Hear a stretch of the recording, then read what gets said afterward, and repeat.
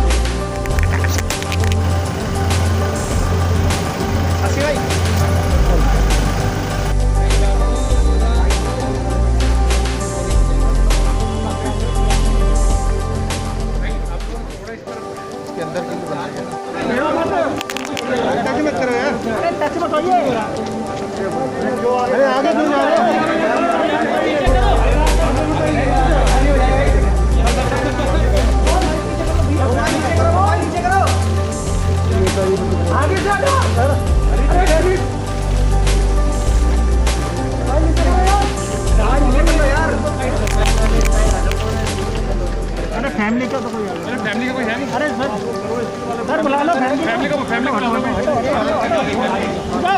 अरे आगे मत जाओ यार, आगे जाओ।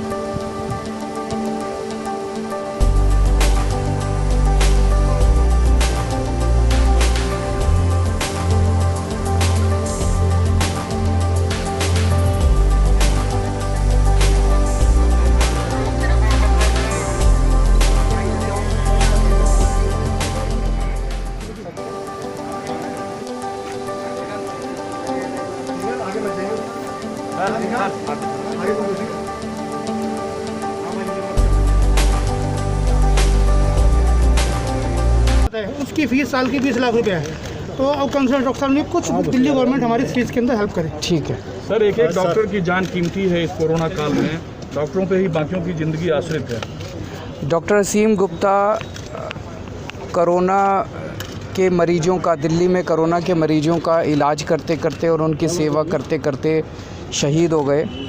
ये हम लोगों के लिए बहुत बड़ा लॉस है। डॉक्टर्स, नर्सेज, पैरामेडिक स्टाफ जो है वो इस वक्त दिल्ली में जिस तरह से कोरोना से लड़ते हुए लोगों की सेवा कर रहे हैं और लोगों की जान बचा रहे हैं, यही हमारा सबसे बड़ा सहारा है कोरोना की लड़ाई में। और डॉक्टर असीम गुप्ता जैसे बहुत विरले लोग होते हैं। मैंने LNJP में भी उनके कई कोलीग से बात की। डॉक्टर सुरेश यहाँ पे हैं मौजूद, जो LNJP के हमारे हेड हैं। सब लोग बताते हैं कि किस तरह से वो बढ़ चढ़ के, उन्होंने कभी भी ये परवाह नहीं की कि मुझे कोरोना हो जाएगा। उन्होंने बढ़ चढ़ के उन्होंने कोरोना के मरीजों की सेवा की। यहाँ पे भी यहाँ के जो रहने वाले लोग हैं वो बता रहे हैं कि किस तरह से अगर कॉलोनी में किसी को भी कुछ हो जाता था तो वो सबसे आगे रहते थे। तो ऐसे नोबल सोल बहुत कम होते हैं और हमारे लिए बहुत बड़ा लॉस है। मैं अभी उनके परिवार से मिला। डॉक्टर निरुपमा उनकी वाइफ हैं। ये भी एक डॉक्टर हैं, नोएडा में काम करती हैं। मेरा इनको यही कि भी जान की कीमत नहीं होती, केवल एक तरह से उनको सम्मान देने वाली बात है। लेकिन इसके अलावा भी कभी भी परिवार को किसी भी तरह की कोई परेशानी होगी तो मैं भी हूँ, मैं इनके भाई की तरह हूँ।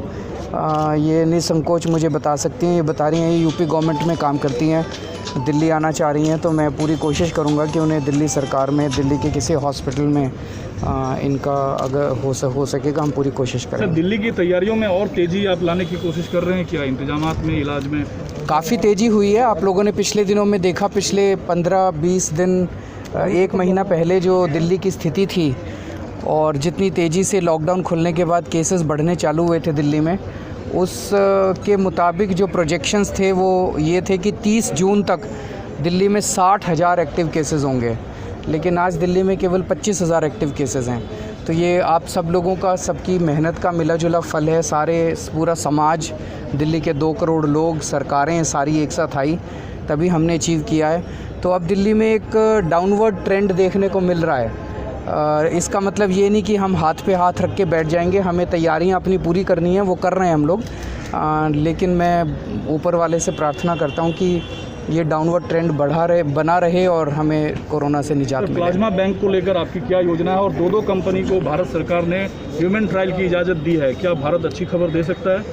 हम ऊपर वाले से दुआ करते हैं कि जल्द से जल्द कोरोना का वैक्सीन निकले और देश को नहीं, पूरी दुनिया को कोरोना से राहत मिल सके।